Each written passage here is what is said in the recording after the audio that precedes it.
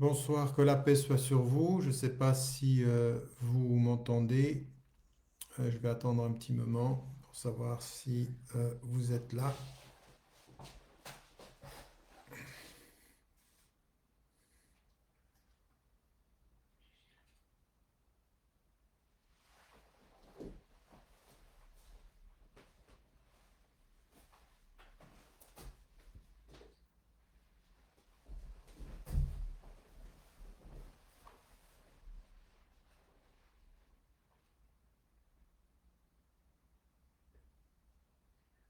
J'attends encore un tout petit peu.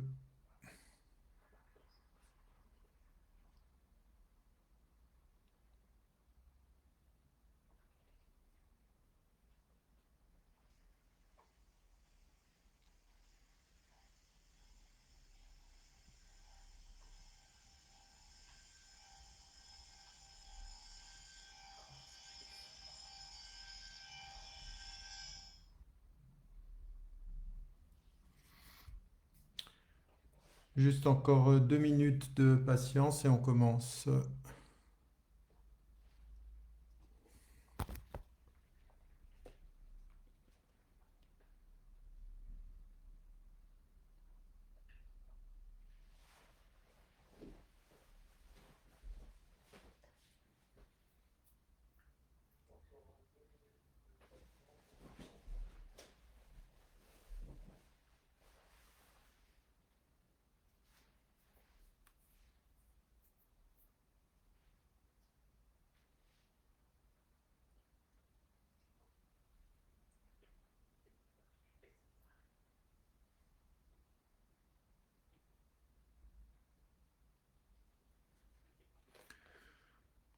Voilà, je pense que vous êtes présents.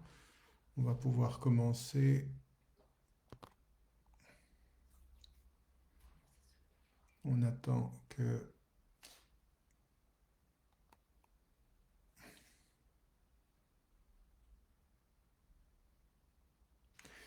Bien, très bien. Vous êtes là, Inch'Allah. Que la paix soit sur vous.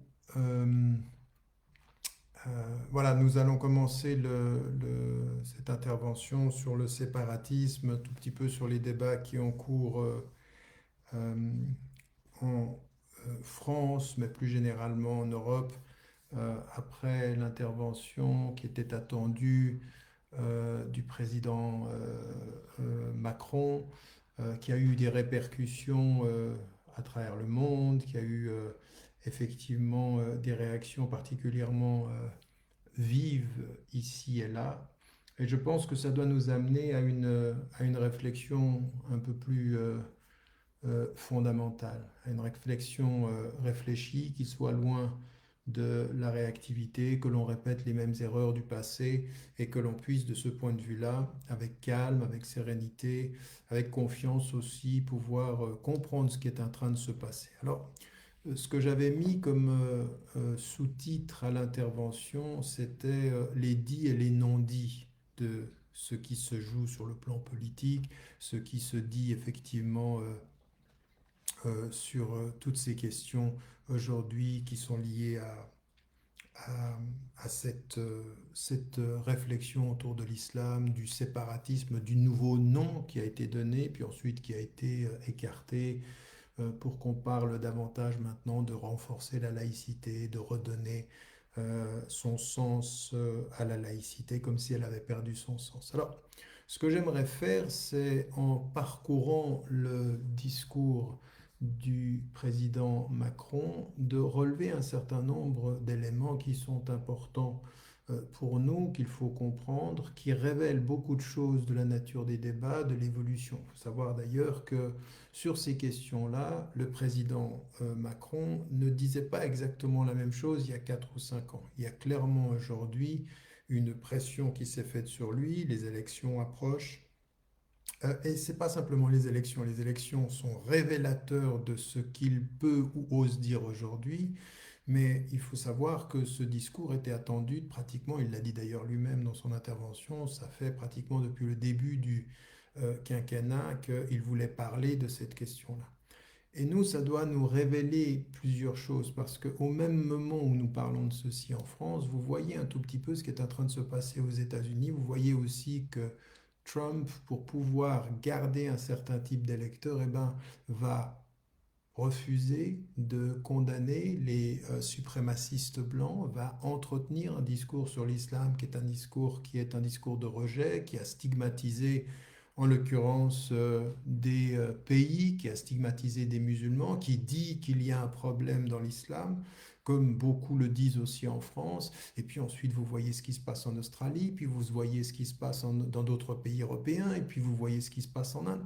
Et vous dites, là, il y a un problème. Et on retourne le sujet en disant, bah, le problème, c'est que c'est l'islam qui est en crise et peut-être pas les sociétés occidentales ou les sociétés d'un point de vue général qui utilisent l'islam pour gérer leur propre crise en fait. Parce que c'est peut-être ceci qui est la résultante, la conclusion de tout ce débat-là. Mais avant d'arriver à cela, permettez-moi de prendre quelques minutes pour traverser, pour parcourir le discours qui nous a été donné. Pour quelle raison? Non pas pour faire une analyse de texte, mais parce qu'il est extrêmement révélateur de la nature ou de la façon dont les termes du débat sont posés, pas seulement en France, mais en France, en Europe, en Occident, et malheureusement, dans beaucoup de pays africains et dans beaucoup de pays majoritairement musulmans. C'est étonnant. C'est-à-dire des discours de cette nature-là, critique et qui veut stigmatiser une certaine pensée musulmane qui peut être émancipée politiquement, critique et courageuse citoyennement et civilement, eh bien celle-ci, il faut la contrôler. Et on va l'appeler comment? On va l'appeler radicale, on va l'appeler politique, on va l'appeler... à partir du moment où un musulman semble réfléchir socialement et civilement, c'est qu'il pense presque trop. C'est-à-dire que euh, l'islam modéré qu'on veut, ou l'islam des lumières qu'on veut, c'est presque un islam des lumières, mais sans la lumière de l'intelligence. En d'autres termes, ce qu'on reconnaît aux lumières occidentales, il faudrait le soustraire à la pensée musulmane. Comme si aujourd'hui, il ne fallait penser que comme nous pour que votre pensée soit acceptable. Alors, une fois qu'on a dit ça, revenons à ce qui nous est dit. Par exemple, dans la construction du discours de Macron, il a fait ceci en 5 chapitres, et puis il y a un premier, en 5 points, je vais dire, qui sont autant de chapitres, puis il y a un premier point qui commence par dire, en fait, la laïcité n'est pas le problème. Donc, c'est bien parti. La laïcité n'est pas le problème. Nous, ça fait 30 ans qu'on dit, on n'a aucun problème avec la laïcité.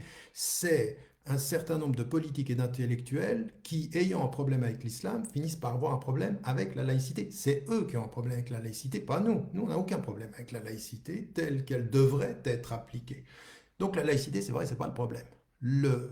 La laïcité, c'est l'instrument par lequel on va essayer de résoudre un autre problème, c'est-à-dire comment vivre avec ces citoyennes et ces citoyens de confession musulmane, totalement francophones, totalement respectueux de l'ordre républicain, de la loi, mais qui commencent à s'émanciper, qui commencent à réfléchir, qui commencent à avoir leur place, et puis qui ont des noms, qui ont des consonances, en déplaise à Éric Zemmour, qui ont des noms qui sont non pas des noms qui ne sont pas français, mais dont la France doit comprendre qu'ils sont devenus des noms français. Et oui, Fatima, Mohamed, Abdelouhab, c'est français. C'est français, c'est même aussi français qu'Éric. C'est même aussi français que Julien, que c'est même devenu presque aussi français, et aussi français que Dupont. Voilà, c'est la réalité de la France d'aujourd'hui, il faut l'entendre. Mais ce qui nous est dit, c'est en fait, dans le début du discours, c'est une chose tout à fait surprenante. 4 points qui sont avancés, et immédiatement, quand le président Macron commence son propos, il dit l'islam est en crise, pas simplement chez nous, à peu près partout dans le monde. Premier point. Donc c'est l'islam qui est en crise. il faut le reconnaître, il y a un problème. Donc, effectivement, nous n'avons pas de problème avec l'islam, nous n'avons pas de problème avec les musulmans, nous avons un problème qu'avec les musulmans radicaux, radicalisés, et etc., etc., enfin, un certain nombre de qualificatifs. Mais l'islam, malgré ça, il faut quand même qu'on reconnaisse que l'islam est en crise partout dans le monde. Enfin, ça, c'est le propos que vous entendez chez les pseudo-spécialistes de l'islam contemporain, qui peuvent aller de Bernard-Henri Lévy, qui dit le grand problème de l'époque, c'est l'islam contre l'islam. Il n'y a pas de problème avec les dictatures, il n'y a pas de problème avec la politique occidentale dans le monde, il n'y a pas de problème avec la politique israélienne. Non, le problème de notre époque, c'est islam contre islam. Il faudrait savoir qui donne des armes à certains de cet islam contre certains de l'autre islam. Parce que ceux qui entretiennent ce débat-là, ce n'est pas forcément les musulmans, même s'ils en sont responsables. Encore une fois, on ne doit pas dire et on ne va pas répéter les âneries que certains peuvent dire et répéter, à savoir nous n'avons aucun problème, nous, le problème c'est que l'Occident. C'est pas vrai, il y a de vrais problèmes. Maintenant, il faut faire attention. L'instrumentalisation de ce discours-là par des forces occidentales en disant le seul problème c'est l'islam contre l'islam, et que c'est ça qui est la vraie crise de l'époque, ou que vous avez aussi chez Keppel, enfin un certain nombre de personnes, Keppel qui est celui d'ailleurs qui doit aujourd'hui être un tout petit peu perturbé, puisque le mot qu'il avait suggéré au président séparatisme est maintenant retiré du débat. D'ailleurs, il faut quand même savoir que le séparatisme, c'est le concept et la notion qui est utilisée par la Chine pour déterminer ce que disent et ce que sont les Ouïghours. Et regardez ce que ça devient. Et regardez ce que c'est, parce que c'est des camps de concentration. Parce que alors là, en matière de séparer les séparatistes, on ne fait pas mieux que la Chine. Et que pour séparer ceux qu'on appelle les séparatistes, quand pendant 30 ans on les a parqués dans des cités, il ne faut quand même pas nous faire la leçon. Donc à partir d'un certain moment, il faut regarder les choses en face de ce point de vue-là. Alors, l'islam est en crise, premier point. Puis ensuite, il faut que l'on se rende compte qu'on a un problème avec l'influence extérieure. Parce que pendant longtemps, l'islam a été un islam consulaire, et l'influence extérieure, c'est le wahhabisme, un des plus grands amis de la France et de l'Europe quand il s'agit d'acheter des armes et quand il s'agit de financer certaines bases œuvres. Aucun problème avec ça. Mais enfin, c'est quand même le wahhabisme, le salafisme. Et alors là, on met tout le monde dans le même paquet. On ne fait même plus de différence. Dans la même phrase, on met wahhabisme, salafisme, frères musulmans, comme si c'était la même chose, comme si c'était la généralisation. On a des problèmes avec eux tous, mais pas de la même façon. Quand un wahhabite a de l'argent, c'est même pas un islamiste, c'est un copain, c'est un allié, c'est un financeur. Donc ça, on le connaît, ce discours, on l'a déjà tenu. Et puis, alors ensuite, après l'influence extérieure, on nous dit, et puis nous devons quand même prendre notre part de responsabilité. Nous avons créé des ghettos. La ghettoisation, on a parqué les gens au moment, parce que ça nous arrangeait, quand ils étaient du même statut social, c'est-à-dire modestes. Blancs, noirs, arabes, c'était pas très très important. Ils étaient modestes, ils étaient des laissés pour compte de la réussite sociale. Et puis à côté de ceci, ben, ils étaient de la même religion et un peu de la même couleur. Donc on a créé des ghettos, et ça c'est une reconnaissance. C'est comme si c'est le moment de l'autocritique historique que nous a offert le président. Et puis dernier élément, et puis il ne faut pas oublier quand même qu'il y a la blessure coloniale, c'est-à-dire dans l'histoire, il y a eu, la France était un pays colonial et tout ça. Et donc en fait, on part de la religion, l'islam, puis ensuite les influences extérieures sur l'islam de France, puis ensuite les ghettos, puis ensuite la question coloniale. Tout cela est très beau, mais en fait, l'ordre est à l'envers. La présentation du président de la République aurait dû être à l'envers. C'est-à-dire qu'en fait, ce n'est pas le problème, l'islam qui est en crise, parce qu'on va y venir, on va reconnaître qu'il y a des questions.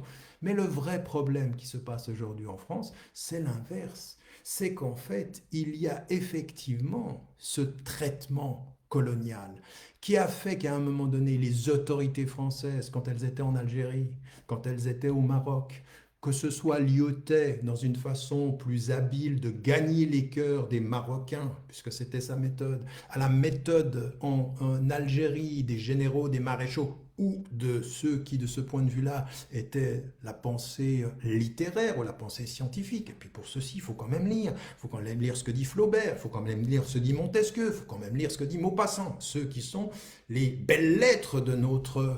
quoi, pensée des Lumières, enfin les enfants de la pensée des Lumières. Eh bien ceux-là, qu'est-ce qu'ils pensaient des Arabes? Qu'est-ce qu'ils pensaient des musulmans? Eh bien, ils pensaient des musulmans, et ils étaient la pensée, avec Renan d'ailleurs, la pensée scientifique de l'islam, de cette approche scientifique de l'islam. Mais qu'est-ce qu'ils pensaient?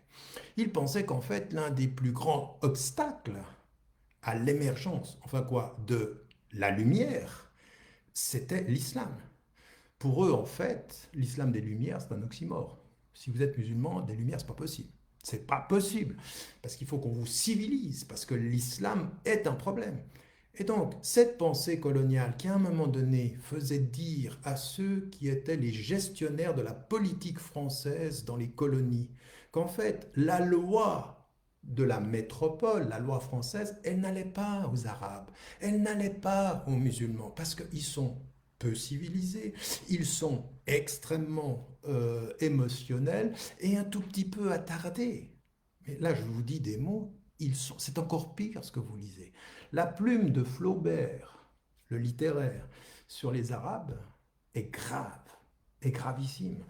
La plume de Maupassant, elle l'est autant. Et la plume de Renan, c'est-à-dire, vous savez, quand vous entendez aujourd'hui Luc Ferry laisser entendre que quand on parle arabe, on n'est pas tout à fait disposé à la compréhension de l'esprit critique, Renan a dit la même chose, on n'a pas beaucoup évolué. Quand on dit aux musulmans évoluer un peu, on aimerait dire à nos intellectuels français, ben dis donc, vous avez de la peine quand même. Hein. Vous avez de la peine à considérer que l'arabe, le musulman, le noir, ils puissent débattre d'égal à égal. Et pourquoi je dis cela? Parce qu'en fait, quand vous commencez dans le bon ordre, quand vous commencez par la fracture, la blessure coloniale, vous apercevez que ce qui sous-tend le non-dit du discours du président aujourd'hui et de beaucoup de l'élite française, il est l'enfant de la pensée coloniale. Il est cette idée que, attendez, il faut qu'on aide les musulmans à se structurer, exactement le cinquième point du discours de Macron, mais il faut qu'on les aide. Il faut tellement qu'on les aide que le processus démocratique avec eux ne convient pas, même pas dans leur mosquée. On va déterminer quels sont nos interlocuteurs et on va demander au CFCM de faire le travail pour nous et on va lui mettre la pression pour qu'il nous sorte ceux avec lesquels on peut discuter. Mais pour qu'ils nous sortent ceux avec lesquels on va discuter, on va dire au CFCM les prérequis de ceux qu'il faut qu'ils choisissent. Ça s'appelle la démocratie à la française pour les indigènes. C'était cela qu'on faisait dans les colonies. C'était ceci qu'on faisait. Donc quand vous reprenez les choses dans l'ordre et que vous dites non mais attendez, arrêtez de nous prendre pour des imbéciles et sachez que s'il y a une chose qu'on va apporter avec notre présence en Europe, parce que nous sommes les enfants d'une histoire, c'est que nous allons y apporter notre mémoire critique aussi. Et notre mémoire critique, c'est de dire non, ce que vous êtes en train de nous dire sur la laïcité en disant c'est une laïcité qui unit, non, votre façon de parler de la laïcité est une façon séparatiste, mais elle ne vient pas d'aujourd'hui, elle n'est pas née avec Keppel que cite sans le nommer Macron, non, elle vient de loin. Elle vient de cette pensée qui consistait à dire que la laïcité telle qu'elle était appliquée en France métropolitaine ne convenait pas aux Arabes, ne convenait pas aux colonisés. Il fallait les contrôler, il fallait les accompagner, il fallait renforcer leur capacité à devenir intelligents. Les mêmes termes qu'aujourd'hui. Donc quand vous reprenez les choses dans l'ordre, ce n'est pas l'islam qui est en crise, c'est la répétition d'une idée que l'on se fait de l'islam que l'on a depuis 100 ans, 120 ans pour l'Algérie, et avant encore. Et donc recommençons à mettre les choses dans leur ordre, et puis les choses iront mieux. Oui, euh, Karl Marx disait d'Hegel qu'il avait dû mettre la pensée d'Hegel sur ses jambes parce qu'il marchait sur la tête. C'est un peu ça aujourd'hui dans le discours français. On marche sur la tête. On marche sur la tête, et ben nous, on va aider nos concitoyens. Comme ils veulent nous aider à nous émanciper, on va les aider à mieux penser. On va les aider à penser plus juste que l'histoire, plus juste que ce que l'histoire, en considérant ce que l'histoire nous enseigne et nous rappelle. Cette histoire qui, en l'occurrence, de la colonie, nous a amené, parce que quand même, je veux dire, cette idée que les Algériens, les tirailleurs sénégalais, les tirailleurs sénégalais qui étaient les tirailleurs de toute l'Afrique, qui étaient les Nord-Africains, ils sont venus, ils aimaient tellement la France qu'ils sont venus frapper à la porte de la France pour venir reconstruire la France après la Deuxième Guerre mondiale. Non seulement on les a utilisés pour aller se faire tuer sur des champs de bataille d'une guerre qu'ils n'avaient pas choisie, mais ensuite on les a fait venir comme travailleurs immigrés pour qu'on reconstruise la France, parce qu'on en avait besoin. Et qu'est-ce qu'on a fait avec eux? Eh bien, ce qu'on avait fait dans les colonies. Parce que dans les colonies, qui était séparé de qui? Il y avait les quartiers des Blancs riches, puis le quartier des indigènes. Il y avait cette population qu'on exploitait sexuellement, qu'on exploitait financièrement, on était séparés. Et bien, qu'est-ce qu'on a fait quand on les a menés en France? Ben, on les a séparés. Le terme que n'utilise pas le président Macron quand il parle de la ghettoisation, c'est le seul terme qui est juste quand il l'utilise aujourd'hui par rapport à ce qu'il nous dit là aujourd'hui. À savoir, c'est pas que nous avons été hier séparés, c'est que dans votre tête, ceux qui étaient venus hier pour reconstruire la France n'étaient pas vraiment français. Comme ils n'étaient que sujets en France, ils n'étaient qu'immigrés quand ils sont venus. Et on en a fait des ghettos. Mais c'est le deuxième élément qui est le plus important, c'est comment de la pensée qui s'est construite en Afrique du Nord, on a pensé la présence de ceux qui venaient reconstruire la France. Et effectivement, il y a eu une économie parallèle, il y a eu un développement, disons, parallèle, il y a eu des écoles parallèles, il y a eu une gestion sécuritaire parallèle. Séparés, ils furent, séparés, ils demeurent, et aujourd'hui, on leur dit, cessez d'être séparatistes. Et quand tu dis, mais vous parlez de quoi? Ah, dit, mais de l'islam. Non, non, non, non, non, non.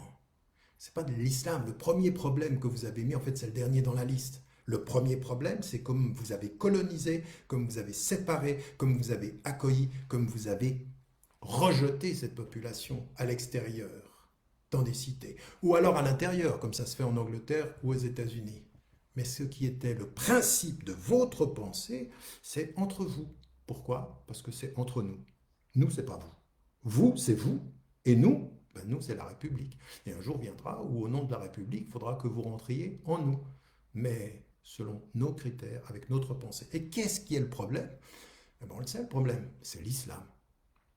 C'est ce que vous êtes et comme vous êtes et d'où vous venez. Donc, premier élément qu'il faut mettre au-dessus de la liste du problème aujourd'hui, c'est cette ancienne pensée qui est une pensée coloniale avec des relents racistes et islamophobes. Le terme que n'a jamais utilisé Macron, parce que petite pense-t-il, avec une autre de ses conseillères, Fourest, que c'est les islamistes radicaux, frères musulmans, qui ont utilisé ce terme, alors que la littérature savante française a utilisé ce terme depuis la fin du 19e siècle. Mais enfin, on a la mémoire qu'on peut, le savoir qu'on veut, et la manipulation que l'on doit.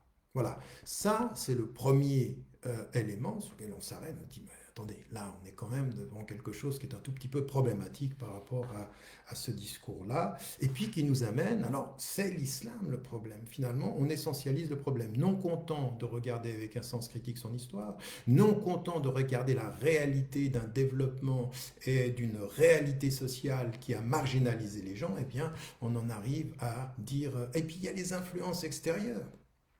Ça, c'était le troisième point, les influences extérieures.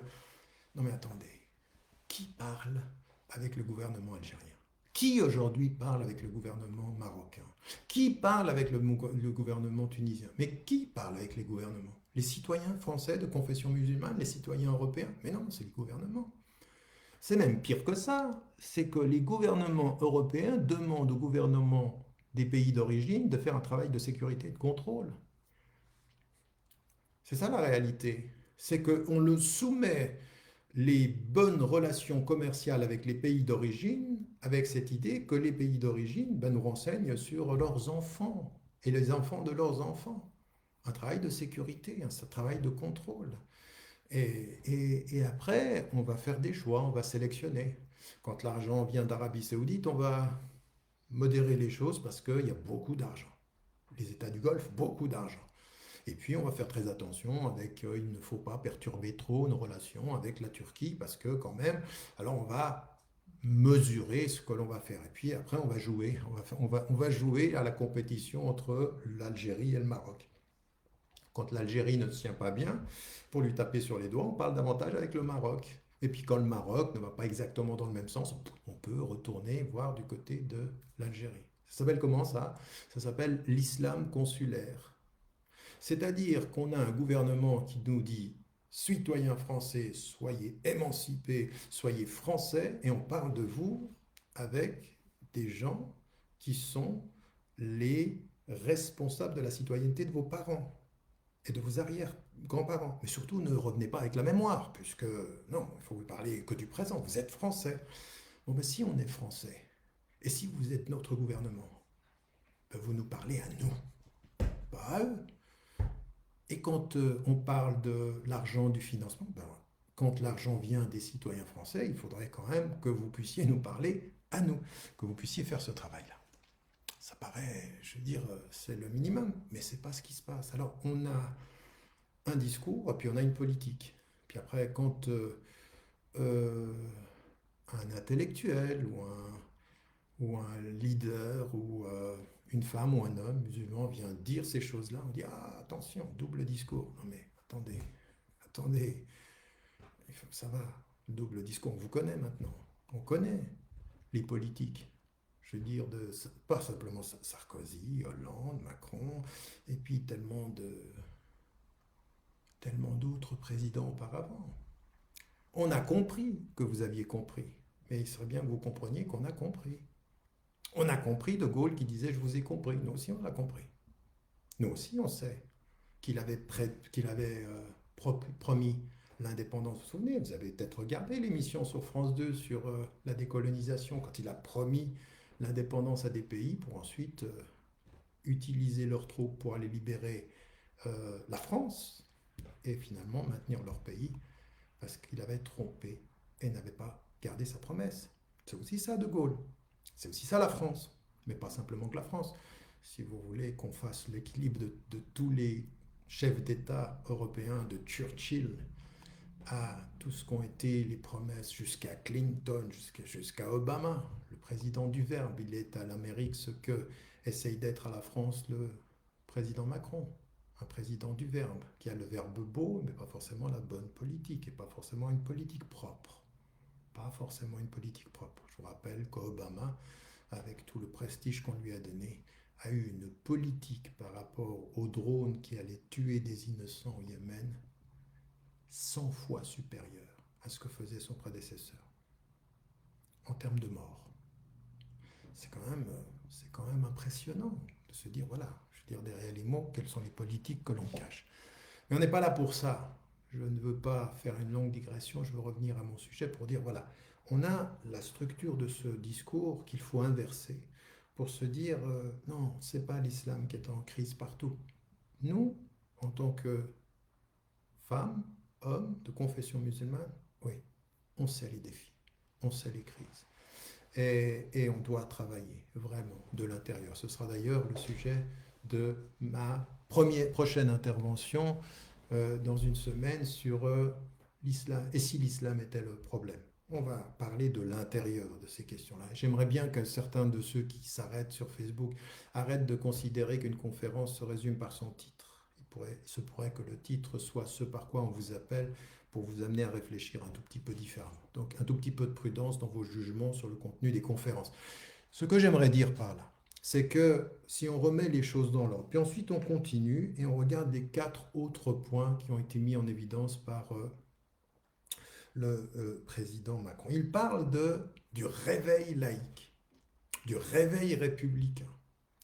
Ça fait penser à ce groupe qui fonctionne comme une sorte de lobby transversal sur la gauche et la droite.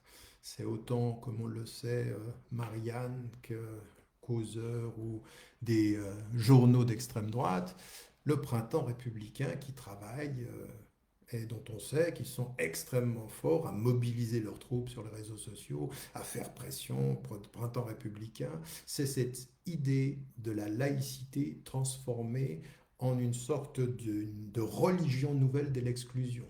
Et là, l'appareil de la rationalité, la fonctionnalité d'une religion est le pouvoir clérical de l'excommunication. C'est-à-dire on sort les gens, on dit voilà, celui-ci n'est pas bon laïque parce qu'il ne pense pas comme nous.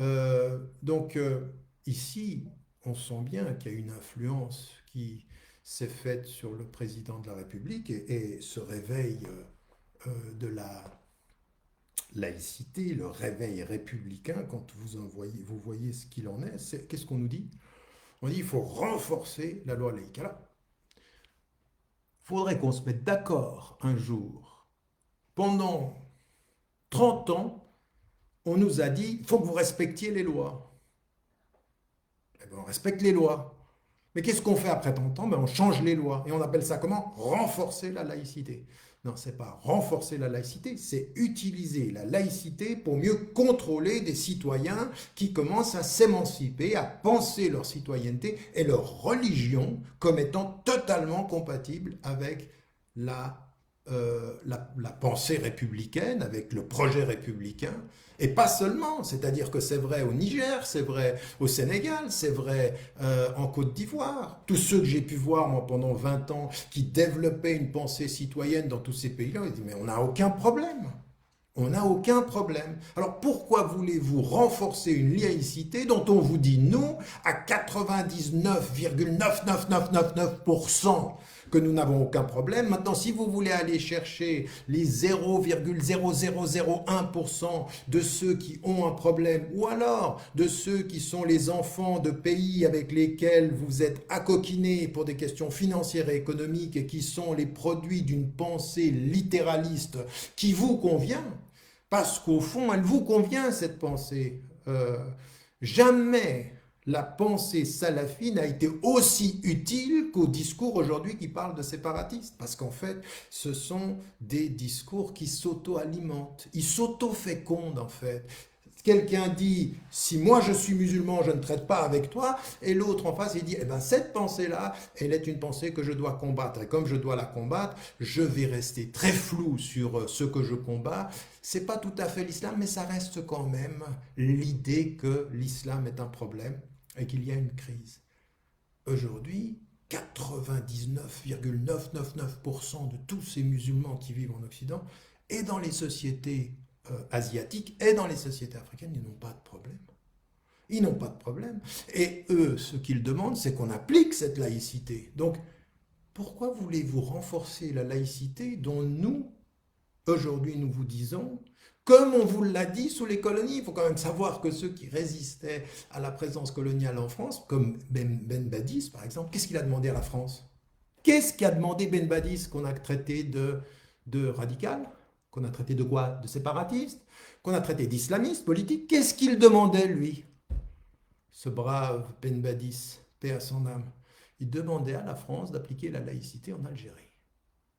Ah ben oui, il ne voulait pas une laïcité pour vous et une laïcité pour nous.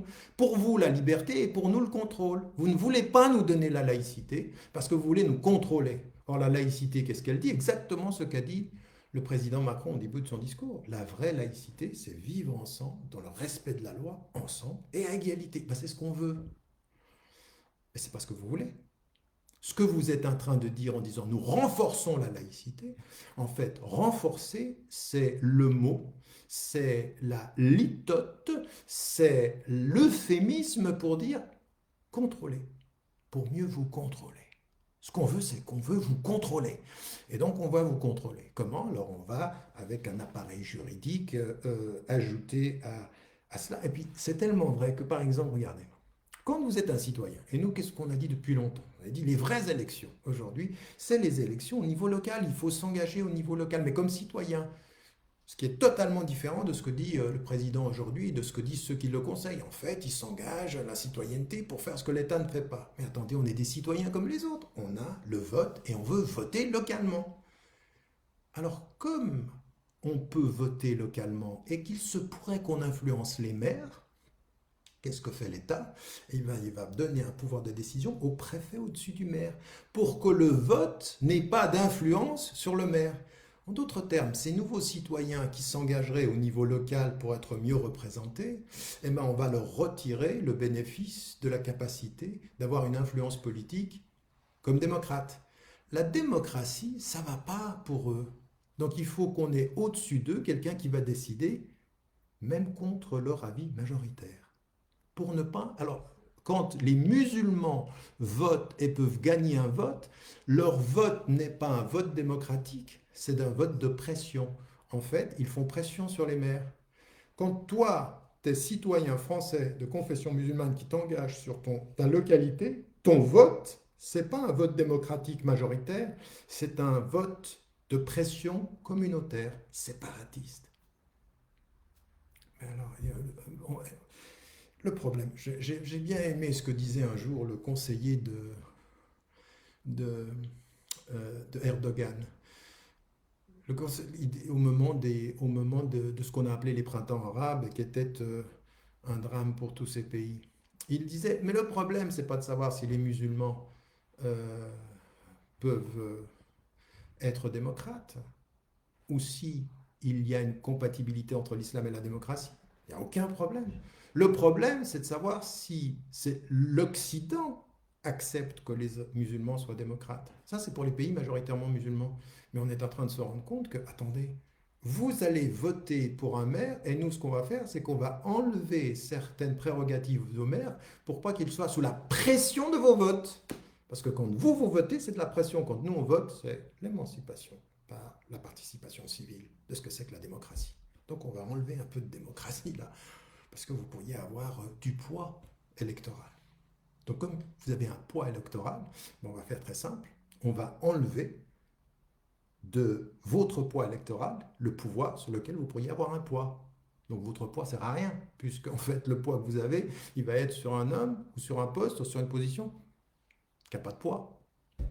C'est du poids sur du vide, puisque la décision va se prendre au-dessus. Voilà, un premier élément que vous voyez là, ça s'appelle le réveil républicain. Ça, voilà.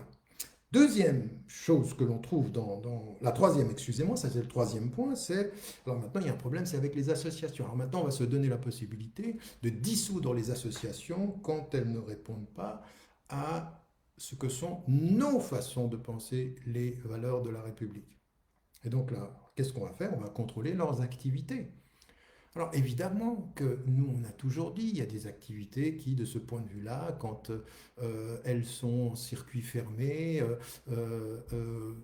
loin de la participation, même à nous, ça nous pose un problème.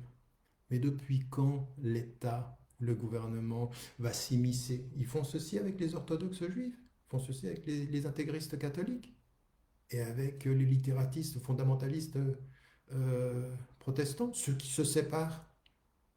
Et on va le faire avec les musulmans. Donc on va surveiller certaines associations.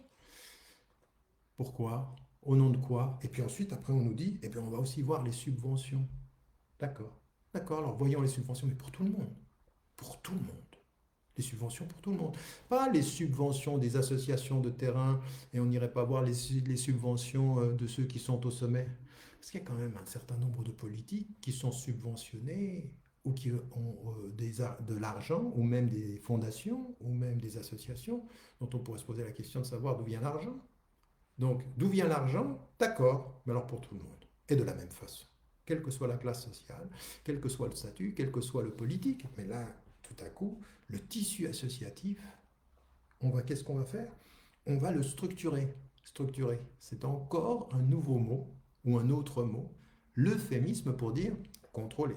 Donc, on contrôle, au nom du réveil républicain, on va changer la loi pour mieux vous contrôler. On va, de ce point de vue-là, renforcer la laïcité pour mieux vous contrôler, surveiller les associations pour mieux vous accompagner, pour mieux vous structurer et donc vous contrôler. Et puis ensuite, après, il y a l'école. Il y a l'école. Et dans l'école, on va faire un peu la même chose. Qu'est-ce qui va se passer avec l'école? On va, pour l'école, eh bien, considérer qu'est-ce que vous enseignez, qui enseigne, comment, etc. Surtout les écoles privées, parce que là, il faut qu'on aille voir qu'est-ce que l'on enseigne. J'espère que dans le même élan, on va faire la même chose pour les écoles privées, chrétiennes, juives, et puis d'autres dont on ne sait rien. Parce qu'il faut se poser la question, parce que c'est facile de stigmatiser un certain nombre d'écoles. Une école, effectivement, elle doit suivre le programme national. Et elle peut ajouter au programme national un certain nombre de cours qui concernent comme complémentaires. Ça, c'est la règle d'une école privée. Et donc, si on va regarder les subventions, il va falloir regarder les subventions, et puis ensuite on nous dit, après, eh bien, euh, il ne peut pas y avoir d'enseignement à la maison pour tout le monde. Et on va contrôler. Donc, vous refusez l'école à des personnes qui peuvent être qui ont une pratique religieuse au nom d'une certaine conception de la laïcité, et s'ils veulent s'éduquer différemment, eh bien on considère que non, c'est pas possible. Mais le problème, c'est que on ne peut pas, au nom de certains projets qui pourraient être des dérives, commencer à mettre tout le monde dans le même paquet sans distinction. Attends, tout le monde. Les musulmans dans le même paquet. Mais on n'a pas un problème avec l'islam, on a un problème qu'avec certains. Mais on va prendre une décision pour tous, parce que ce que font certains jette la suspicion sur tous. Tous les musulmans s'entendent, pas les autres projets scolaires, pas les autres réalités que l'on voit. Donc ici, on a de nouveau, on va structurer, accompagner, vérifier, contrôler, toujours le mot contrôler, que l'on a derrière une quantité d'autres verbes qui sont de ce point de vue utilisés pour ne pas dire ce qu'il en est. Et puis, il y a également, avec ceci, ce qu'on nous dit, l'État doit respecter la séparation des pouvoirs en terre laïque.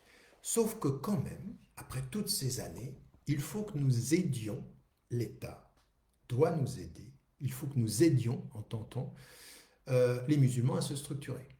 Parce qu'est-ce qu'on vous a dit au départ? L'islam est en crise. Et l'islam français, l'islam de France? Non, non. Le nouvel islam des Lumières, il faut qu'il dépasse la crise. Et comme il y avait hier une mission civilisatrice, il va y avoir aujourd'hui une mission émancipatrice. Hier civilisatrice, aujourd'hui émancipatrice. Et qui va vous aider? Eh bien nous, l'État. Mais l'État va respecter la laïcité. Alors il va faire ce qu'il avait déjà fait dans les colonies. On prend un certain nombre d'imams. On connaissait ça chez Staline d'ailleurs, les imams du pouvoir. Mais les Français, alors là, de ce point de vue-là, ils savaient faire le mapping de l'IET au Maroc, de ce qu'on a fait en Algérie, de ce qu'on a fait en Tunisie. Sous les colonies, qu'est-ce qu'on faisait? On recherchait ceux de ces imams qui étaient les plus malléables, ceux qui pouvaient même avoir un peu de problème, ceux qui n'avaient pas la conscience tranquille, ceux qui avaient des casseroles, comme on dit, ceux qui étaient malléables, ceux qui n'étaient pas courageux, ceux qui étaient ambitieux, ou ceux qui avaient des prétentions politiques. Ceux-ci, il fallait les identifier. Ils ne représentaient l'islam des Lumières que parce que, en fait, on les savait malléables, utilisables, corvéables, à merci parfois. Et donc on les utilisait. Ils étaient censés être ceux qui allaient représenter la politique et d'être nos interlocuteurs. Mais on connaît ça. Ça, c'est pas nouveau. Vous n'allez pas nous dire aujourd'hui que ce que vous êtes en train de faire en France, c'est nouveau. Je veux dire, Macron, non. Macron est un jeune président.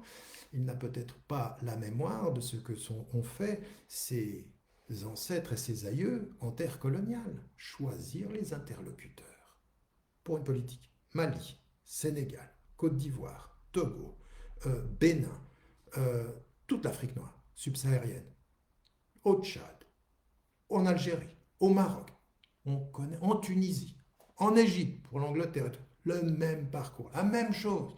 On choisit. Alors, on nous dit en France, oui, vous vivez une crise, on comprend, on compatit, d'une certaine façon, on est condescendant, et on va vous aider à structurer.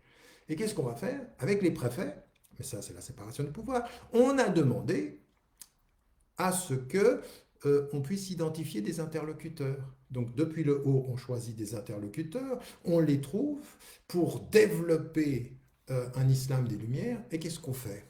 Eh bien, on trouve une association, une structure qu'on avait vouée aux gémonies il y a quelques mois et qui va s'avérer utile pour faire le sale travail. Et le sale travail, c'est d'aider sous la pression de l'État. Mais l'État, non, respecte la laïcité. Il n'entre pas. C'est pas lui qui le fait, c'est le CFCM. Le CFCM, on l'a tellement ébranlé, on lui a tellement dit qu'il ne valait rien, on lui a tellement dit qu'on allait le remplacer, que pour qu'il reste, et qu'eux sentent qu'ils peuvent rester, ben il faut à ce moment-là qu'on puisse l'utiliser. Avec l'accord de qui?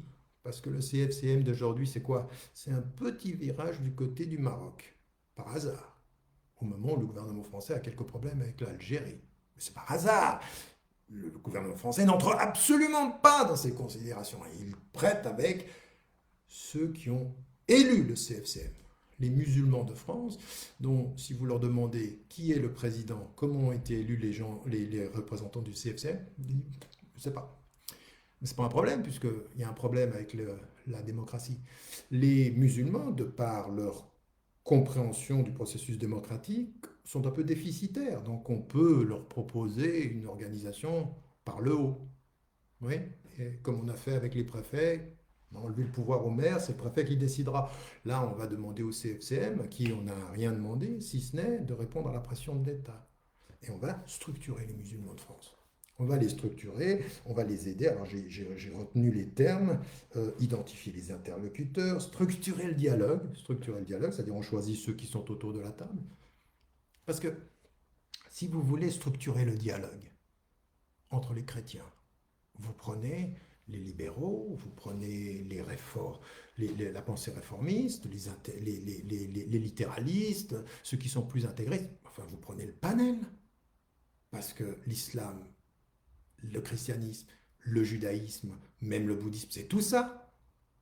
Vous ne décidez pas du haut de votre grandeur de pouvoir d'État et au nom de la laïcité qui a le droit de s'asseoir à votre table, sauf si vous êtes plus laïque.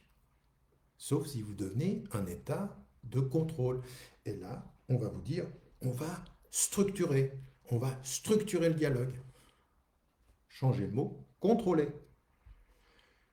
Eh bien, quand vous entendez ce propos-là et puis que vous vous rendez compte qu'en fait, on est dans l'ère du contrôle, en fait, ce qui structure ce discours-là, la toile de fond, c'est tout ce qu'on a fait par rapport à la question de l'islam. Créer le problème, entretenir la peur, alimenter le sentiment de l'aliénation et de la séparation économique, géographique, culturelle et religieuse. Ça, pardon, excusez-moi, c'est entretenu depuis 30 ans. Mais non, c'est entretenu depuis la colonisation et c'est venu quand on s'est rendu compte qu'il y avait une grande population, des millions de Français maintenant de confession musulmane. Et donc, cette toile de fond, elle est là. Et donc, ce qu'il faut faire, entretenir la peur, proposer la sécurité, imposer le contrôle. Voilà ce à quoi nous sommes maintenant. Et vous comprenez bien que ce discours-là, on n'aime pas l'entendre. Je veux dire que ce que je peux dire, mais je suis de loin pas le seul. On est beaucoup d'intellectuels européens, occidentaux de confession musulmane à dire ceci. Mais ça, on n'aime pas l'entendre. Donc, ce discours-là que je suis en train de vous tenir, il n'est absolument pas séparatiste. Il est plus universaliste que l'universalisme républicain, en disant, mais attendez, mais on est membre de la République, on est français, on est suisse, on est européen. On n'a aucun problème avec ça. Arrêtez de nous dire au nom de votre universalisme qu'on est à l'extérieur. Parce que alors, votre universalisme est exclusiviste. C'est une contradiction dans les termes. Mais la contradiction dans les termes de cet universalisme exclusiviste, c'est déjà ce qu'on a dans ceux des Lumières. Parce que l'islam des Lumières et l'ère de Lumière, c'est qui? C'est Voltaire, l'antisémite. C'est Montesquieu qui dit de l'islam ce qu'il dit en pensant que c'était une religion qui n'avait fait que suivre la nature du climat pour déterminer ces interdits, qui était finalement une religion de peu de civilisation. C'est ça que vous êtes en train de nous présenter comme les Lumières, la pensée rationaliste, qui serait, parce que rationaliste, non raciste.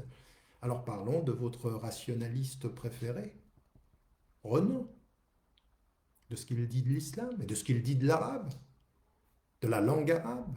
Parce que la langue arabe, par définition, n'a pas le génie de la langue française, donc elle ne peut pas penser. Mais bien sûr qu'elle ne peut pas penser.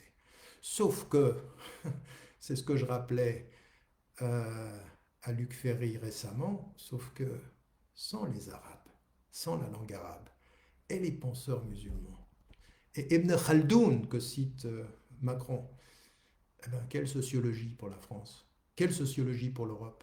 Quelle pensée de l'histoire? Quelle pensée de la philosophie?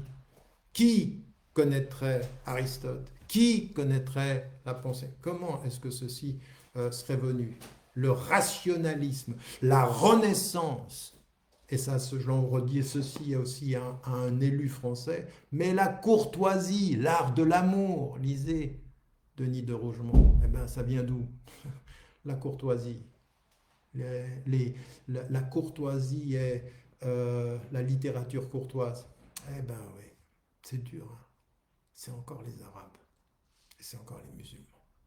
Ceux dont on a dit jusqu'à très récemment, comme les Maupassant ou les Flaubert ou autres, que dans ces pays majoritairement musulmans, c'était la permissivité, c'était la luxure, alors que nous, on était civilisés, il y a des choses qui ne se faisaient pas en Europe. Le contraire du discours qu'on tient aujourd'hui. On a une capacité à renverser les discours en espace de 100 ans avec toujours le même objectif. On dit l'opposé, mais avec toujours le même objectif. C'est créer l'altérité de l'autre que l'on ne veut pas, celui que l'on estime peu, celui que l'on ne reconnaît pas. Ceci, on le connaît, c'est pas nouveau. Et donc, on ne va pas nous refaire l'histoire, il faut s'armer de ce point de vue-là. Et moi, ce que j'aimerais vous proposer pour terminer cette intervention, qui est une intervention qui peut paraître vive, mais qui est sereine, en fait. Elle est sereine, cette intervention, parce que on a compris, on sent le contexte, on voit bien, alors les élections approchent, il faut radicaliser son, son propos, et le président, comme beaucoup dans la classe politique française, radicalise parce qu'ils comprennent que dans la radicalité, ils polarisent, dans la polarisation, ils peuvent diaboliser l'extrême droite, normaliser son discours et gagner les prochaines élections. On connaît le processus, ça fait des années que tout cela dure. Maintenant qu'on a dit cela, la responsabilité qui est la nôtre, et c'est là-dessus que j'aimerais m'arrêter au moment de ma conclusion. D'abord, il faut comprendre ce qui est en train de se passer. Et c'est vrai que vous voyez bien que là, euh, il faut convoquer la mémoire, il faut convoquer la compréhension, il faut convoquer une réflexion profonde sur cette histoire qui est la nôtre. Nous sommes maintenant Européens, Occidentaux, Américains, Canadiens, Européens, Australiens. C'est notre vie, notre destin. Et nous l'assumons, nous le revendiquons, et nous sommes aujourd'hui dans une réalité qui doit être construite et à construire. Une fois qu'on a dit ça, la compréhension du paysage, elle nous demande de comprendre 3 types de paroles aujourd'hui. Le premier type de parole qu'il faut comprendre, c'est ce qu'on appelle la parole scientifique. Parce qu'en plus, on va créer aujourd'hui un institut scientifique d'islamologie. Là aussi, qui va enseigner? Ça sera sans doute la réconciliation de la France avec l'orientalisme condescendant, ou alors avec cette nouvelle catégorie de penseurs musulmans qui sont des orientalistes eux-mêmes. Ça, c'est nouveau. Comme on a des citoyens étrangers, c'est nouveau, maintenant on a des penseurs musulmans orientalistes, c'est-à-dire ils sont musulmans, mais ils pensent comme des orientalistes, doublement aliénés ils sont, et ils sont très bien. Ils sont formatés à l'emploi, c'est-à-dire parle avec légitimité de l'islam puisque tu es musulman, mais parle-en légitimement comme un orientaliste qui parle comme nous. Donc, sois qui tu es et dis ce que nous voulons que tu dises, scientifiquement. Avec science, il faut que ce soit du savoir, de la rationalité, on appellera ça des lumières. D'accord. D'accord, sauf que le problème que l'on a avec beaucoup de vos lumières, c'est que nos lumières, vous ne les connaissez pas. Notre histoire, vous ne la connaissez pas. Vous êtes ignorant de la pensée, de la richesse de la pensée et de la civilisation musulmane, mais sur tous les plans. C'est-à-dire, ce n'est pas simplement théologico-légal. C'est la philosophie, c'est la médecine, c'est la science. C'est cette pensée, c'est la sociologie. C'est une pensée qui est profonde et qui est historiquement liée. Et donc, de ce point de vue, la pensée scientifique, c'est ces pseudo-spécialistes, orientalistes, de l'intérieur ou de l'extérieur. Et aujourd'hui, il va falloir s'armer intellectuellement pour qu'on ait des femmes et des hommes, des universitaires, mais qui aient le courage de ce qu'ils sont, qui aient le courage qu'il faut arrêter pour avoir un poste de répéter ce qu'on vous dit. Je veux dire, moi, j'ai enseigné pendant des années au lycée et à des jeunes en leur disant mais arrêtez de préparer vos examens. Et je disais ceci aussi aux universitaires, arrêtez de préparer vos examens en pensant à la note. Pourquoi? Parce que quand vous pensez à la note, vous allez dire ce que le prof veut que vous disiez pour avoir cette bonne note. Aujourd'hui, il faut avoir le courage de son indépendance intellectuelle, et si au lieu d'avoir 18, vous avez 15, ou si vous avez juste la moyenne, il vaut mieux passer avec juste la moyenne en étant un penseur libre que d'avoir 20 ou 18 sur 20 en ayant dit ce que le prof a dit parce que vous n'avez pensé qu'au fait qu'ils allaient vous évaluer. Si votre succès se réduit à l'évaluation que l'on vous donne pour votre succès, vous êtes les serviteurs de l'évaluation, non pas les acquéreurs d'un savoir émancipateur. C'est pas possible ça. Je vois beaucoup trop d'étudiants, ils veulent réussir et finalement je veux dire, ils étaient, quand je les vois avant même le bac ou avant l'université, ils sont solides intellectuellement, puis ensuite ils sont complètement aplatis, ils répètent ce qu'on leur dit, il faut réussir, il faut un poste. Je vais finir dans la nouvelle université comme un scientifique reconnu par l'État. À un moment donné, il faut se faire reconnaître par ses compétences dans l'indépendance que l'on a de penser. Et au bout du compte, on y arrive. On y arrive. Mais il faut maintenant comprendre que la parole scientifique, il va falloir la contester scientifiquement avec le courage de l'intelligence. Parce qu'il y a le courage de l'intelligence. À un moment donné, ben voilà, il faut pouvoir penser librement. La deuxième des choses, la deuxième parole, c'est la parole médiatique. Et la parole médiatique, vous savez, j'ai toujours défendu, et depuis longtemps, les lanceurs d'alerte. Et il faut des lanceurs d'alerte, il faut continuer, il faut soutenir Assange, il faut soutenir Snowden, il faut soutenir toutes ces personnes qui, de ce point de vue, se sont battues. Donc il faut les soutenir. Maintenant, il y a d'autres types de personnes qui interviennent dans les médias, et je les ai appelés les agitateurs anesthésiens. Souvenez-vous de cette formule. Ce sont ceux qui viennent sur les plateaux et qui vous agitent, qui créent la controverse. Ils sont là, alors vous en connaissez, je veux dire, c'est pas simplement Zemmour, c'est les Fourest, c'est les Razoui, mais il y en a plein, il y en a plein, c'est les animateurs comme Pro ou autres, tout cela. Ils agitent. Et même pour ceux qui auraient une pensée plutôt intéressés en France par Hanouna et qui le suivent, et qui ne voient pas le jeu qu'il y a dans ces plateaux soi-disant ouverts où la controverse s'installe. Et on agite, et on agite, et on agite. Ce dont vous ne vous rendez pas compte dans l'agitation, et vous devriez vous en rendre compte, parce que moi je le vois même sur Facebook ou sur les réseaux sociaux, je veux dire, vous mettez un de ces noms sur Facebook, vous avez une avalanche de likes, de commentaires. Je veux dire, vous êtes entraînés par l'agitation qu'ils entretiennent.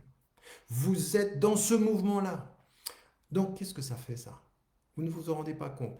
La capacité à agiter l'intelligence par des mots qui reviennent en boucle, sur le long terme, normalise ces mots, les installe dans le paysage.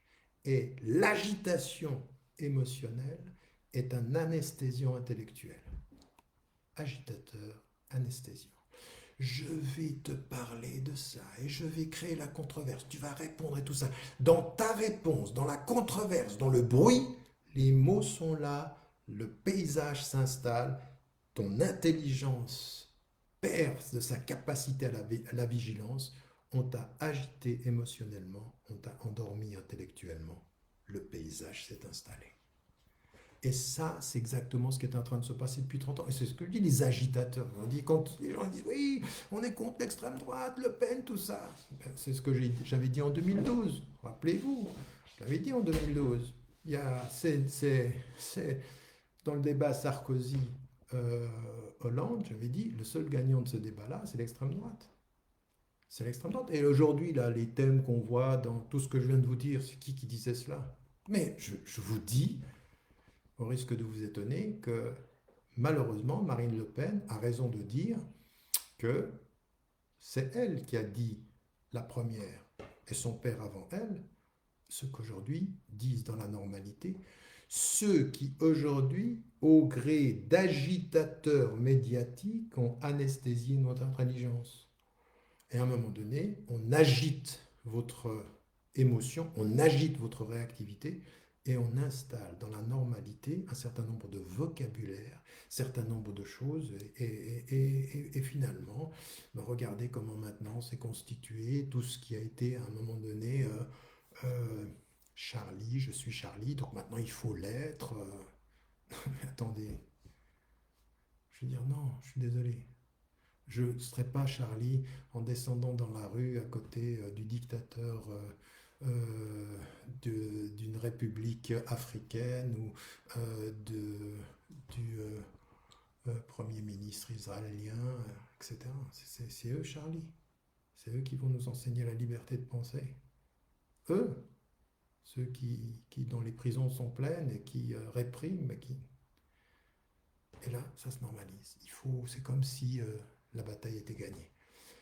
Eh bien non, il faut rester de ce point de vue-là intellectuellement éveillé. Et donc, il faut faire attention à cette parole médiatique qui s'installe. Et par rapport à cela, au lieu de tomber dans le piège d'aller dans ces débats, je pense effectivement qu'il y a des gens avec lesquels il ne faut même plus débattre. Il faut trouver des espaces parallèles. Il ne faut pas perdre son temps. Parce qu'en fait, vous y allez, vous pensez gagner le débat dans l'agitation, mais en fait, vous n'avez pas gagné le débat dans l'agitation. Vous avez juste permis que par l'agitation du débat, d'autres intelligences s'endorment. Vous avez perdu en fait. Vous avez peut-être gagné sur 1 heure, vous avez perdu sur 10 ans. Et donc à un moment donné, il faut vraiment, de ce point de vue-là, c'est pour ça que certains sont là, oui, on aimerait que tu reviennes sur les plateaux. Vous n'avez rien compris. C'est pas ça. Le but même pour moi, il y a 10 ans, il y a 5 ans, le but, c'était pas de venir sur les plateaux pour pouvoir... Non, c'était pour faire passer une parole. Mais à un moment donné, il faut se rendre compte qu'il y a certaines émissions, il ne faut plus y aller. Il faut choisir son lieu. Il faut peut-être maintenant dans les réseaux, faut créer nos espaces. Il faut créer nos espaces de débat. Il faut réintégrer, reconstruire des espaces de débat. C'est à nous de les faire.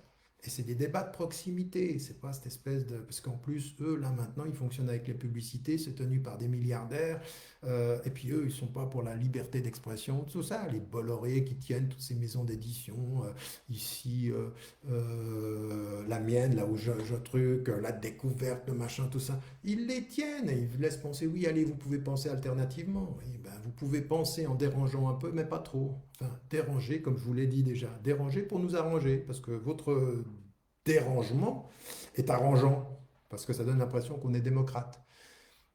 Bon, cela, de ce point de vue-là, il faut que nous comprenions que nous devons développer nos espaces de dialogue, des espaces de dialogue où nous discutons avec des femmes et des hommes qui sont prêts à discuter, à nous contredire, à nous contester, à dire ce qu'ils veulent sur l'islam. On est prêt.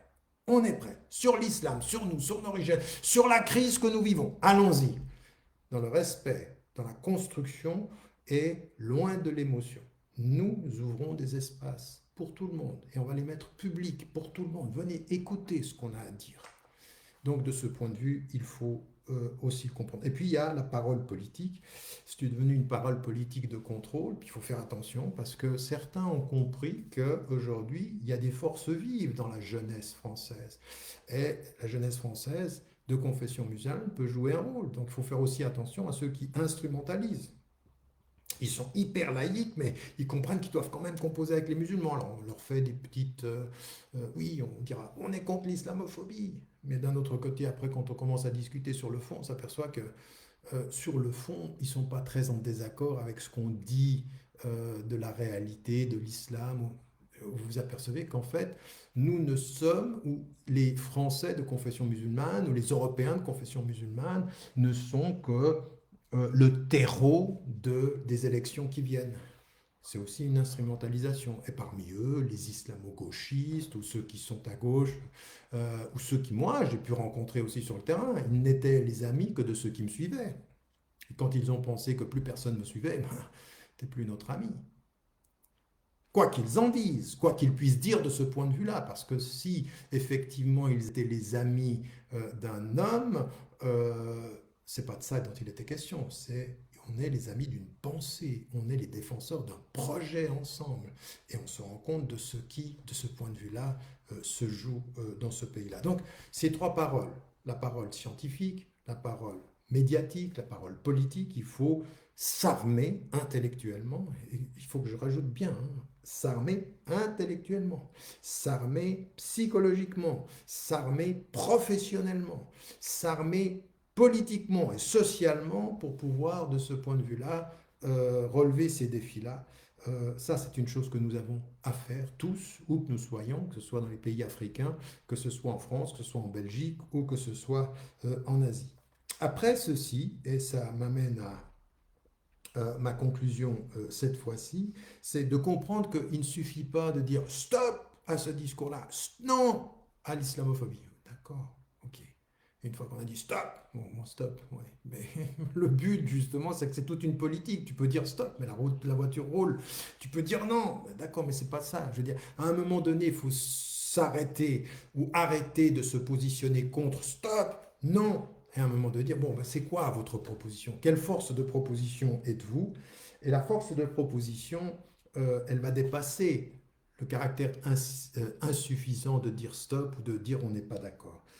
Et cette force de proposition, elle a trois axes sur lesquels, au gré de nos conférences, de nos interventions, j'y reviendrai d'ailleurs dans la prochaine conférence de vendredi sur si l'islam était un problème dans une semaine, c'est effectivement de faire ce travail de l'intérieur. Premier élément, la première réalité sur laquelle nous devons nous arrêter, c'est celle de la confiance en soi. La confiance en soi, à un moment donné, c'est d'arrêter de se projeter dans le discours et politique et scientifique et médiatique. Qui je suis? Quelle est mon histoire? Quelle est l'histoire de ma famille? Quelle est l'histoire de ma civilisation, de mon pays d'origine, de mon propre pays ici? C'est-à-dire, la confiance en soi, elle est un supplément d'âme par un supplément de connaissances et s'armer psychologiquement, intellectuellement et spirituellement. Et pour ceux qui sont croyants et pratiquement religieusement, avoir confiance en ces valeurs, ne pas se laisser ébranler par des discours de gens qui comprennent pas ou qui ne savent pas ou qui disent n'importe quoi.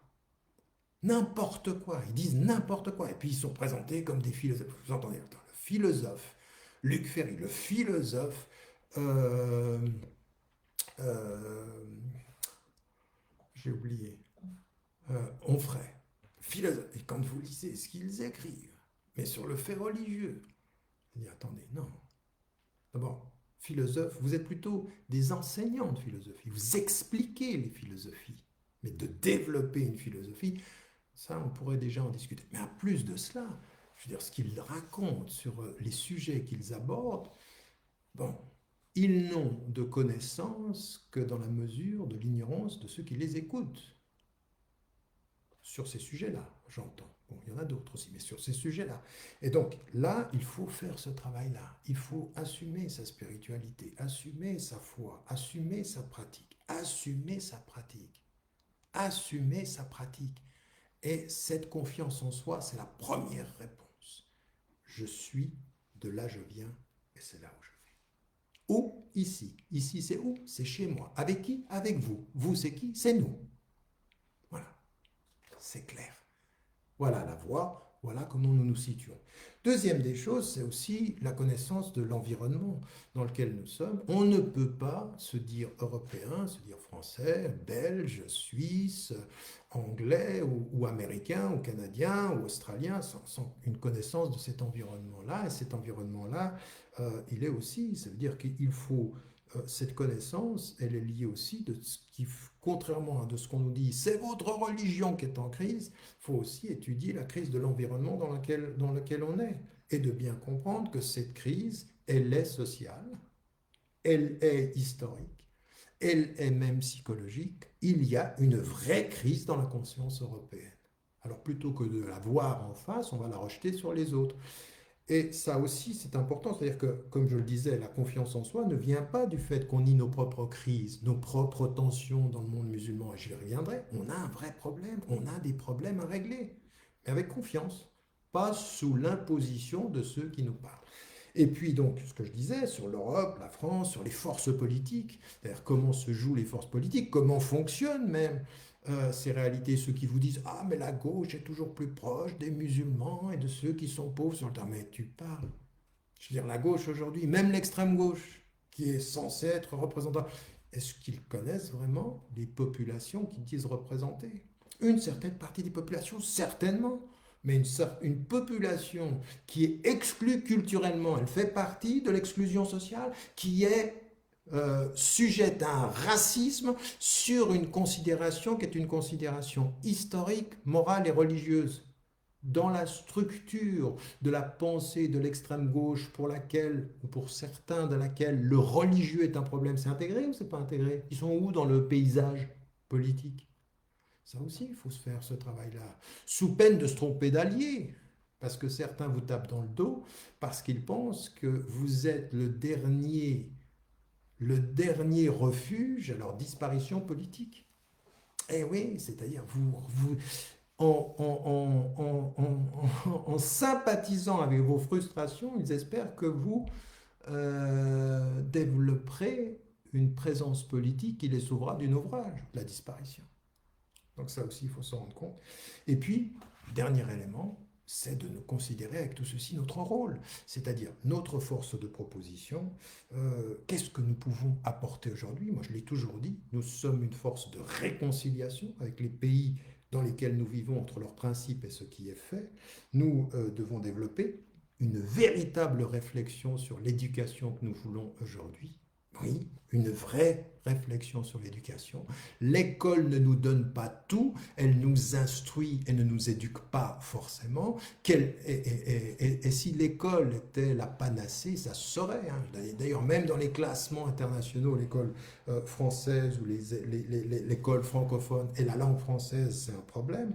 Donc, la capacité à cette éducation-là, la conscientisation humaine, sociale, politique, être capable aujourd'hui, à partir de l'Europe, de dire attendez, nous on vient de quelque part aussi. Il ne faut pas oublier. Il ne faut pas oublier que notre mémoire de 100 ans, elle sait ce que c'est que d'avoir été soit un esclave, ou d'avoir été exploité, ou de voir la misère. Et que jamais notre citoyenneté française, ou belge, ou suisse, ou européenne, n'aura raison de notre humanité. Avant que je sois le frère de mon citoyen ou de mon concitoyen, je suis le frère de mon frère humain. Et donc, Lesbos, ou ce qui se passe en mer Méditerranée, ou ce qu'ont fait des migrants, ou ces personnes qui vivent aujourd'hui comme des personnes exclues, je n'ai pas la fibre humaine que pour les miens citoyennement. J'ai la fibre humaine pour les miens humainement. C'est l'humanité d'abord. Et si, dans les pays privilégiés, dans les pays qui sont riches, je dois le dire et me battre, ce sera ma plus grande contribution. Rien n'est pire dans une société industrialisée qu'une pensée citoyenne qui met le citoyen avant l'humanité. Rien n'est pire que ça, parce que ça devient une pensée nationaliste et qui peut sombrer dans le racisme. Laisser penser qu'un noir qui meurt en mer Méditerranée vaut moins humainement que mon concitoyen qui est tué ou qui meurt de faim ou qui vit une violence en France, c'est le premier indice d'une pensée déshumanisante et raciste. Et ça, c'est notre contribution. Parce qu'on a une peau un peu basanée, parce qu'on est noir, parce qu'on vient de là-bas. Ben là-bas, c'est chez moi. Et chez moi, c'est ici. Et ici, c'est comme là-bas. Et là-bas, c'est ici. Voilà notre pensée, voilà notre rapport, voilà ce qu'on va amener aussi à cette pensée-là, aux pays dans lesquels nous vivons, avec un peu de courage, avec un peu de courage. Et encore une fois, qu'on vous salue quand vous êtes artiste ou quand vous êtes sportif et on oublie le sens de cette contribution intellectuelle, sociale, politique, spirituelle et aussi religieuse, parce que l'islam, dans sa compréhension la plus profonde, dans son histoire, dans sa richesse, est aussi une chance pour l'Occident. Et tant que l'Occident ne l'aura pas compris, on ne nous aura pas compris. Ça, on l'a compris, et bien on va se faire comprendre. Voilà, je m'arrête là pour cette plus longue intervention que celle que je voulais faire au départ. J'imaginais que j'allais faire 20, 25, 30 minutes. C'est plus long. Je vais prendre 3 ou 4 questions si vous en avez, ou maximum 5 questions, et puis on s'arrêtera là. Il n'y a pas de questions? On me dit qu'il n'y a pas de questions. Alors, est-ce qu'il y a des questions qui apparaissent?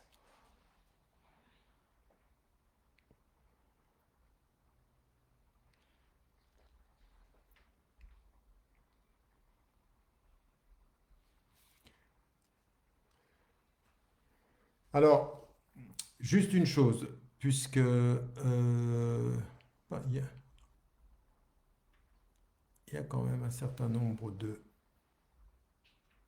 questions.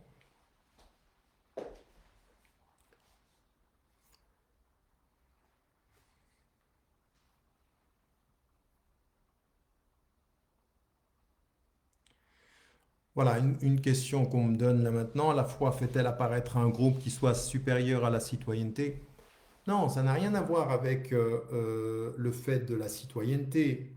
La foi, un acte de foi, la vie de la foi, c'est d'abord quelque chose effectivement qui est intime et privé et qui nous donne une vision du monde, qui nous donne un regard sur le monde avec des principes. Et de ce point de vue, elle ne s'oppose pas, elle n'est pas supérieure. Elle nourrit l'action de la citoyenneté. La citoyenneté, elle a un sens. C'est je vis ici, dans les lois de ce pays, je respecte les lois de mon pays, je respecte les lois de ce pays. Point. Ça, c'est ma citoyenneté. Ma foi, qu'est-ce qu'elle peut faire? C'est de ne pas, justement, ma foi, elle va encourager ma compréhension citoyenne au sens où elle va me donner de l'énergie à développer mes principes, mon engagement et à respecter de ce point de vue-là ben, les lois de mon pays. Donc elle est, si vous voulez, une sorte de lumière, de d'énergie qui vient de mon cœur et qui va vers mon esprit pour que de ce point de vue-là, je puisse vivre ma citoyenneté de façon apaisée et cohérente. Donc la foi n'est pas supérieure, elle est un état de mon cœur qui permet une meilleure réalisation de mon statut. Voilà, je répète, la foi est un état de mon cœur qui permet la meilleure euh, réalisation de mon statut de citoyen. Et ceux qui ont foi en d'autres choses que Dieu, eh bien, ça leur permettra. Et puis voilà, donc de ce point de vue, on peut effectivement avoir une foi ou ne pas en avoir, ou en avoir une foi en l'homme ou en autre chose, mais la foi en Dieu, elle est un supplément d'âme à la réalisation d'une citoyenneté respectant les lois collectives et les lois communes. Voilà, je pense que j'ai été trop long, mais je vois que vous avez quand même suivi depuis ce que, de là où je vois que vous avez pu suivre. Si vous aviez des questions après coup, de toute façon, 3 choses. Vendredi prochain à 20h30, il y aura une intervention sur le sujet et si l'islam était un problème, avec un sous-titre qui est important, c'est les musulmans face aux défis contemporains. Et là, c'est vraiment une réflexion de l'intérieur. Et je vous demande de ne pas vous arrêter au titre, mais de comprendre combien le titre est révélateur d'une réflexion qu'il faut que nous ayons. Donc ça, c'est ce que nous traiterons vendredi dans 8 jours. Deuxième des choses que je voulais vous dire, c'est-à-dire que effectivement je ferai plus régulièrement et de façon plus courte, mais là le sujet était important, des interventions sur des sujets contemporains d'actualité. Et puis il y en a beaucoup qui nous posent des questions. Je sais que ceux qui nous écoutent d'Afrique et ceux qui nous écoutent d'Europe, vous savez que le centre Shifa est aujourd'hui lancé. On a eu beaucoup de premières inscriptions. Euh, les présentiels, je crois que c'est bientôt clôturé. S'il y en a que ça intéresse, il faut vite vous manifester parce que là, on est debout pour les distanciels et en particulier pour nos sœurs et nos frères d'Afrique. Eh bien, nous espérons que vous allez vous manifester encore davantage. On a beaucoup d'Europe, on en a moins d'Afrique. Et encore une fois, je vous le dis, on trouvera toujours une solution. La question financière n'est pas la question prioritaire. On a ajouté à ce cours quelque chose qui est aussi intéressant. Avec tous les modules, on a un enseignant de l'arabe du Coran, c'est-à-dire que ce n'est pas l'apprentissage de la langue arabe. Alors vous voyez qu'on est loin du débat contemporain là maintenant sur où est-ce qu'il faut enseigner l'arabe, mais nous ce qu'on aimerait, c'est qu'il y a beaucoup de musulmanes et de musulmans, soit qui sont nés musulmans, soit qui sont convertis, qui n'arrivent pas à avoir accès au texte directement. Et donc en 3 ans, ce que l'on veut, c'est pouvoir déchiffrer, commencer à lire, apprendre le vocabulaire de base, 500 mots, puis 750 mots, des mots du Coran, donc pouvoir comprendre, et terminer la 3e année avec la capacité de psalmodier le Coran en le comprenant. Et quand on l'écoute, de le comprendre. Ça, ce sont des cours qu'on va ajouter à l'offre euh, qui fera partie du package de ceux qui seront inscrits en présentiel et en distanciel. Et encore une fois, vous pourrez écouter ces leçons. Il y aura 2 heures par semaine, 3 semaines par mois.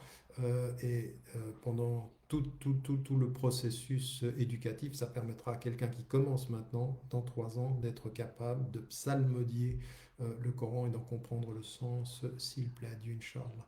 Donc, et avec tous les autres cours qui sont, il y a plus de 150 cours avec des modules, etc. Donc voilà, c'est pour ceux qui ça peut intéresser, eh bien rendez-vous sur www.shifacentre.org ou sur la page Shifa de Facebook. Euh, et puis inscrivez-vous si cela vous intéresse. Quant à je répondrai à cette question en terminant. Effectivement, il y a une dernière question qui me vient. Euh, Encore une fois, j'ai vu des remarques concernant ce qui est en train de se passer, les affaires, ce qu'on dit. Moi, je ne réponds pas à ces questions-là. J'aimerais juste dire à ceux qui viennent et qui se sentent obligés de faire des remarques désobligeantes, mais s'il vous plaît, passez votre chemin. Vous avez autre chose à faire et moi aussi. Et je ne réponds pas ni aux insultes, ni aux rumeurs, ni aux propos qui pourraient être même de ce point de vue-là sanctionnés par la loi. Certains tiennent des propos qui peuvent être sanctionnés par la loi et ils pensent que leur anonymat les protège. Ben, vous êtes peut-être protégé de mon jugement, mais vous n'êtes pas protégé de votre propre indignité. Donc je vous la laisse, partez avec, continuez avec, et j'ai pas de temps à perdre. Dernier point, c'est une question qu'on me pose qui est comment. Ben, elle a disparu la question ici. Alors, attendez, je la vois. Non, elle est là. Donc la question, c'est comment vous expliquez ou expliquez-vous le manque d'intelligence de la communauté musulmane en France qui n'est pas capable d'avoir un discours clair, audible et pertinent. Euh, Écoutez, d'abord, par rapport à cette question et qui conclura notre rencontre aujourd'hui, moi je ne dirais pas que la communauté musulmane manque d'intelligence ou que les citoyens français de confession musulmane manquent d'intelligence. Je pense qu'on a beaucoup, beaucoup de musulmanes et de musulmans intelligents.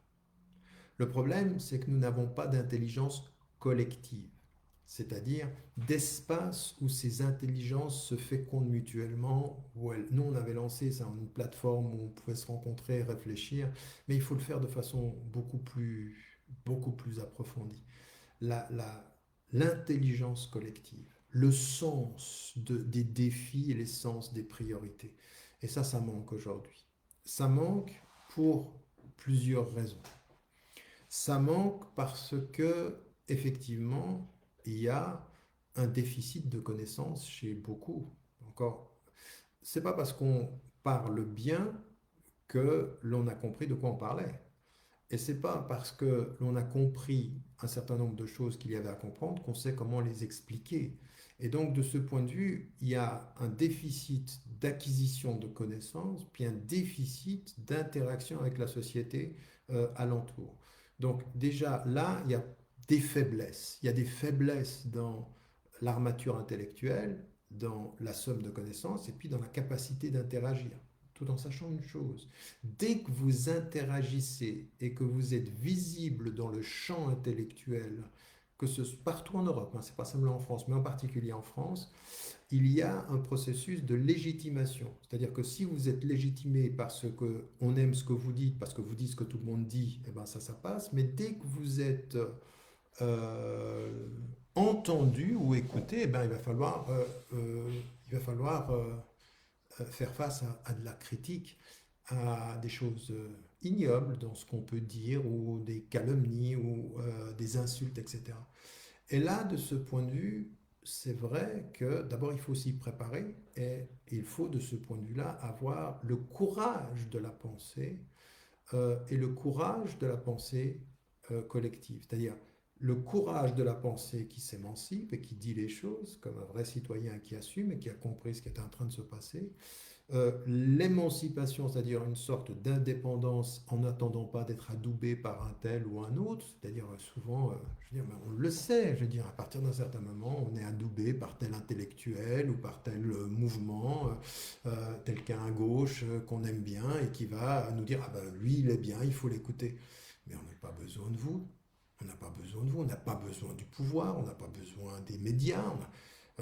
Si ce qu'on dit est important, ça se sera par la réaction de la base. C'est la base, le paramètre. C'est la population qui comprend ce qu'on est en train de dire. Donc la population qu'on respecte. Et puis l'autre paramètre, c'est la vérité de la connaissance. Donc, si vous voulez, ce qu'on voit aujourd'hui, c'est une pensée des Français de confession musulmane ou des Européens de confession musulmane, mais ça fait longtemps que je dis ceci, et je le répète, mais très réactif, très sur la défensive, et avec une volonté de reconnaissance qui prend le dessus. Donc, trois problèmes. Ce problème, c'est le problème de s'armer intellectuellement cette connaissance, mais encore une fois, pas une connaissance uniquement livresque, une connaissance historique, une connaissance des enjeux, connaître aussi le paysage politique dans lequel nous naviguons aujourd'hui, eh bien, il y a ça qui manque.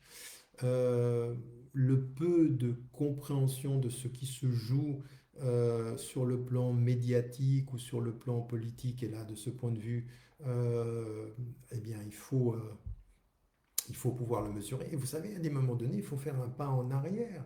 Mais tous les cercles de réflexion font ça. Par exemple, les féministes ou même les mouvements noirs aux États-Unis ou les Indiens, les Amérindiens, à un moment donné, ils font un pas en arrière et ils réfléchissent entre eux à ce qui est en train de se passer autour d'eux. Non pas de façon séparatiste, mais de façon consciente, de conscientisation. Développons une pensée collective de l'environnement dans lequel nous sommes pour développer une pensée émancipatrice. Non pas pour nous séparer du lieu, mais pour mieux y être. C'est exactement le contraire.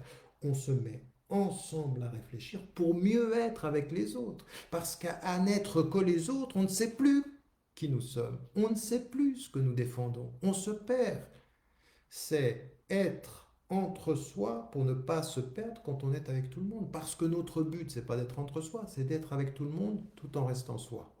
Je répète, être entre soi, c'est pas de rejeter les autres, c'est être entre soi pour que quand on est avec les autres, on reste soi, dans une pensée apaisée, reconnue, forte, consciente, solide, indépendante. Donc ça, est-ce que ça existe? Non, on ne fait pas ça. Pourquoi on ne le fait pas? Parce qu'il y a le dernier problème. Celui qui est en fait le premier problème. Celui qui est malheureusement...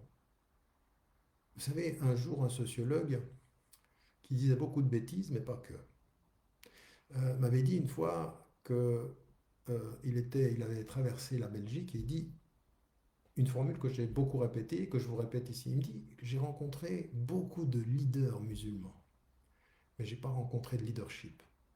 C'est-à-dire que la capacité de chaque leader de se mettre ensemble pour donner une voix, ça n'existe pas. Un des problèmes, c'est les égos. Les égos.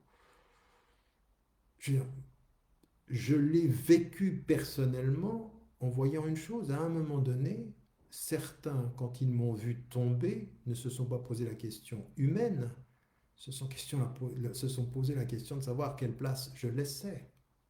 Ce n'était pas une question de frère qui voit son frère tomber, c'est un ego qui voit un concurrent disparaître. Quand vous en êtes là, eh ben, ça va pas. Et ça, il faut le prendre comme une école. C'est pas pour parler de soi que je dis ça, c'est pour se dire, nous tous là, à un moment donné, nos égos, il faut les travailler. C'est l'espace de la confiance en soi et du travail spirituel pour venir en soi et avoir le courage de la pensée collective qui, entre soi, réfléchit pour rester soi avec la société dans laquelle nous sommes. Ce n'est pas une pensée de la séparation, c'est une pensée de la réconciliation. Double réconciliation. Avec moi et avec nous. Parce qu'il faut dire nous, et c'est ce nouveau nous dont je parlais il y a déjà 30 ans. Voilà, je vous remercie de votre attention qui a duré longtemps. Et je vous retrouve bientôt, s'il plaît à Dieu. Inch'Allah, on se retrouve vendredi pour cette intervention-là. Et pour d'autres parmi vous, on se retrouvera déjà pour les premiers cours en présentiel qui commenceront samedi. Et puis ensuite, on va continuer notre route de l'enseignement, ce qui restera en tout cas le sens d'une vocation, c'est celle de servir et de mieux servir Dieu, les hommes et l'humanité, quelle que soit leur citoyenneté, jamais contre leur citoyenneté, mais toujours pour une citoyenneté qui sait ce que c'est que d'être un homme et que de défendre l'égalité humaine. Voilà, prenez bien soin de vous et n'oubliez pas, n'oubliez jamais, ça vous le savez, de dire à ceux que vous aimez que vous les aimez, que la vie est fragile, que le temps passe vite, parce qu'il passe très vite. Voilà, bonne soirée et à tout bientôt.